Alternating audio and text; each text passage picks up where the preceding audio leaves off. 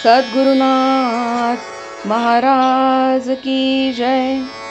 महायोगी स्वामी उमानंद सरस्वती की जय। श्री गुरुगीता हा गुरुभक्ती योगाचा मंत्रराज आहे। कलियुगात संसार सागर तरुण जाण्यासाठी हा महामंत्र गुरुदेवांनी स्वाध्याय म्हणून दिला आहे।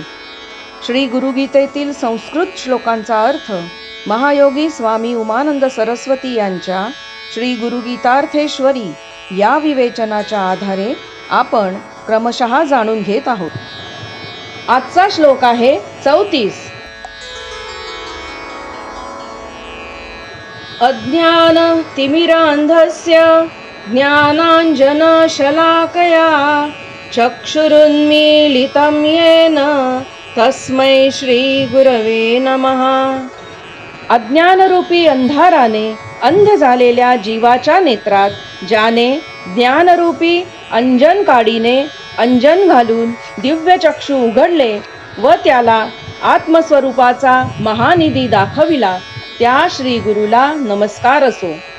काळोखात दिसत नाही तसे अज्ञानी जीवाला मी आत्मा आहे, देह नव्हे, तद ब्रह्म निष्कलमहम न च भूतसंगहा हे ज्ञान नसते।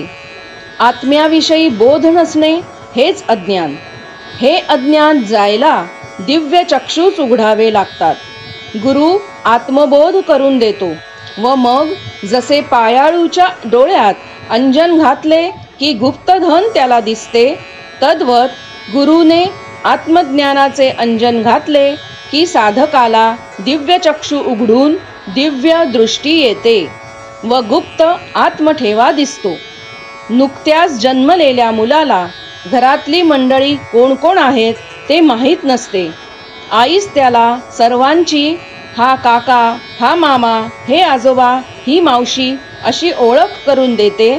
तद्वत आत्म्याची ओळख पटविण्यास गुरु माऊलीच हवी, अन्य कोणाचे ते कार्य नव्हे। अशा गुरुला नमस्कार करावा। सद्गुरुनाथ महाराज की जय।